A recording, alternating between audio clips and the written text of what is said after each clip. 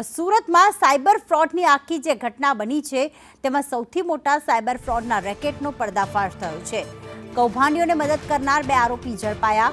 200 કરોડના ફ્રોડમાં 2 આરોપીઓને પોલીસે ઝડપ્યા છે। આરોપી કિરટ જાદવાણી, દિવેશ ચક્રાણીની ધરપકડ કરવામાં આવી।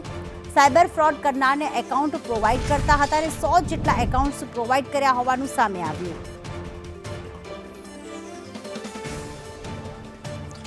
સુરતના ઉધના પોલીસે સૌથી મોટું સાયબર ક્રાઇમ છે તે ઝડપી પાડ્યું છે। 2 આરોપીની ધરપકડ કરવામાં આવી છે। કઈ રીતના સાયબર ક્રાઇમ આચરવામાં આવતો હતો તેને લઈને આપણે સાથે ડીસીપી સાહેબ છે તેમની સાથે વાત કરીશું। સાહેબ, સમગ્ર મામલો શું હતો, કઈ રીતના આ આરોપી ઝડપાયા અને ક્યાં સુધી એનું નેટવર્ક હતું? સુરત શહેરને ઉધના પોલીસની ટીમને વાહન ચેકિંગ દરમિયાન એક વ્યક્તિ મળી આવ્યો હતો, જેના પાસે કેટલાક બેંક ડિટેલ અને કેટલાક એકાઉન્ટ્સ અને એટીએમ મળ્યા, જેને કારણે પોલીસે ફર્ધર ઇન્વેસ્ટિગેશન કર્યું। ત્યારે 2 વ્યક્તિ મીત ખોખર અને કિરાત જાદવાણી, આ 2 વ્યક્તિઓ પોલીસના હાથમાં આવ્યા હતા। પોલીસને એની પાસેથી બહુ બધો મુદ્દામાલ મળ્યો, જેમાં અલગ અલગ ફર્મના નામના પાસબુક મળી, 35 જેટલી પાસબુક પોલીસને મળી છે।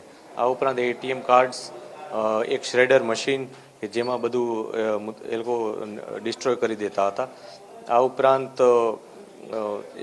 100 જેટલા એકાઉન્ટ્સ મળ્યા છે કે જેમાં એક્સેલ શીટ મળી છે 100 એકાઉન્ટ્સની, અને બીજો બધો મુદ્દામાલ મળ્યો છે। 5 લેપટોપ, 7 મોબાઈલ, 3.5 લાખ રોકડ રકમ, અને જ્યારે ફર્ધર ઇન્વેસ્ટિગેટ કર્યું ત્યારે કિરાતના એકાઉન્ટમાં 1,40,00,000 જેટલી ટોટલ રકમ અમને મળી આવી છે। એની પાસે પણ બહુ બધા એકાઉન્ટ્સ હતા।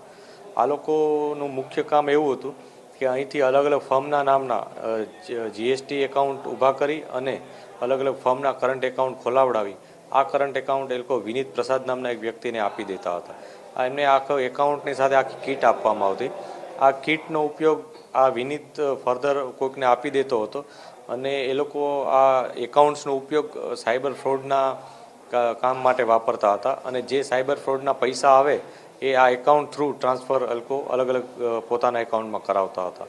આ એક જાળું હોય જેવી રીતના કરોળિયાનું, એ પ્રકારની આખી સિસ્ટમ હતી કે જેમાં એકબીજા સાથે એકાઉન્ટ જોડાયેલા છે, એક એકાઉન્ટમાંથી બીજા એકાઉન્ટમાં પૈસા ટ્રાન્સફર થાય છે।